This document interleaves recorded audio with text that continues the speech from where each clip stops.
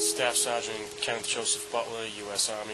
I wasn't doing a whole lot, and I was working, and 9/11 happened. It was kind of pushed me over to decide to go. Was it something you've been considering for a while? For a while. Yeah, ever since I was a little kid, I kind of thought about it, but that was just enough to make me go for it. It was, I think, about 6 months after I got to Fort Bragg from airborne school that we deployed to Afghanistan. I basically had a squad of, including me, it was 9 men, and we conducted foot patrols, mounted patrols with other squads, or sometimes just us and some Iraqi police and the Iraqi army. It's basically just patrolling Baghdad. It was Charlie Company, 1st Battalion, 504th Parachute Infantry Regiment. The patrol we got in the morning was somewhat of a routine patrol to check out one of the areas of our operation, our sector, check out something. We roll around, normal amount of patrol, and we got called back to the FOB, and we had to do take a patrol over to one of the other FOBs in Baghdad. And on the way there, we hit the IED. You know, so I was in the point vehicle, just navigating through, trying to get to the other FOB, and it exploded. And that's what. Luckily, there wasn't anything secondary, and no small arms fire. The men reacted so quick with the drills that we practiced, and additional medical training that we received in Kuwait that we usually don't get with combat lifesaver classes back stateside.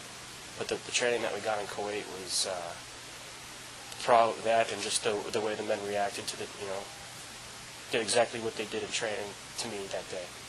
So without what we learned, that little bit, I don't even think it was 2 days worth of training, but we got it. And if it wasn't for them, I wouldn't be here. I know that for a fact. The surgeon that gave me initial care, he wrote a letter to my unit saying that if I wasn't patched up exactly the way I was patched up, that I'd been a totally different story. Now, what did your men do specifically now?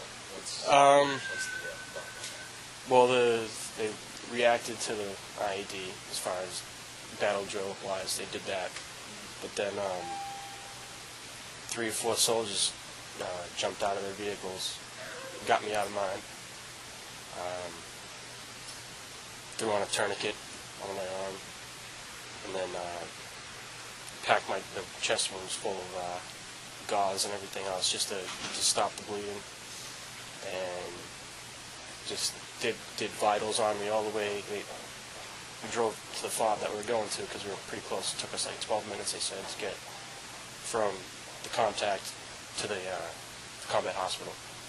So, do you remember all of this? I was in and out. You know, I remember initially getting hit and doing an assessment, saying, okay, I can't hear, no kidding, and I can't breathe because of the vacuum that the explosion creates. So I started hearing things again, but I still couldn't breathe. So I started kind of panic a little bit and blacked out, and woke up and heard the guy saying, hey, Sergeant Butler, you're hit. And the next time I must have passed out again. I remember waking up and seeing my buddy throwing the tourniquet on and petting it. They were packing my chest, and I was like, hey, we need to go to the hospital. And my buddy, Sergeant St. John, he's pretty funny. He's like, yeah, no shit. Like, we're going to get you there. Like, but he's really calm. Everybody was calm, and it just seemed like it was seamless. There was no, like, what do we do? Everybody just was on it. Yeah, I don't even think about it. I understand what goes on in battle. You know, it was my 4th time over there, so it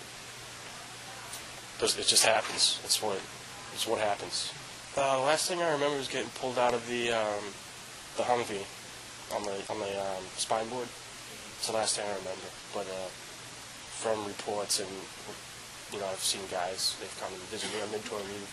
They said they immediately, I think my arm was hanging on by just a little tab of flesh. It was still in my sleeve. So it was just hanging on by a little tab. And they said immediately they just snipped it off and, bandaged it up. The next thing I remember after coming out of the truck is waking up in the ICU with nightmares and all that kind of stuff. But my sister told me I looked at it a couple times and just kind of was like, yeah, right, disbelief. But because we never ever think we're going to get hurt over there. It was my 4th time. I was like, yeah, no way. But inside I was like, maybe it might happen. But it's going good. Prosthetics gets a little frustrating sometimes, just trying to figure out the proper way to get it to stay on me. And I'm going to turn this one in today to try to figure out a new way to strap it on, because it's the limb's so short. But occupational therapy is going pretty good though. One of the arms I'm really good with the myoelectric, and I just want to get the body powered working. And physical therapy, yesterday we were just talking about cutting me down a little bit. I don't have to come every day. So OT is what I'm supposed to be focusing on anyway, just getting used to being one-armed or using a prosthetic.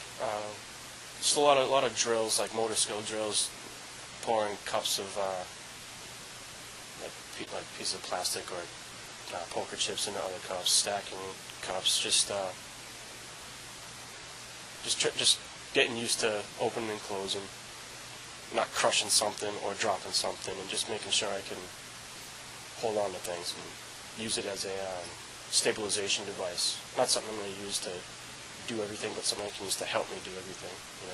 Hold something and whatever, flip a pancake with the other hand. There's a lot of things out there that the military is testing the hand that has the individual digit movement, things like that. I just want to get back into the active lifestyle. A lot of things like around the house, all that kind of stuff, I could probably do with one hand. I just want things like a prosthetic I can use to, cycle, go fishing, camping, whatever. Just something that's going to be indestructible and I can need, because I've broken 2 of these things already. Feeling sorry for yourself just isn't an option to get better. You can't. And just look at the guy with a similar injury that's been here for a while, and just try to beat him, try to do something better than what he's doing in his therapy. It's really a lot of motivation around here with all the injured guys, and it's like a contest almost to get better soon, So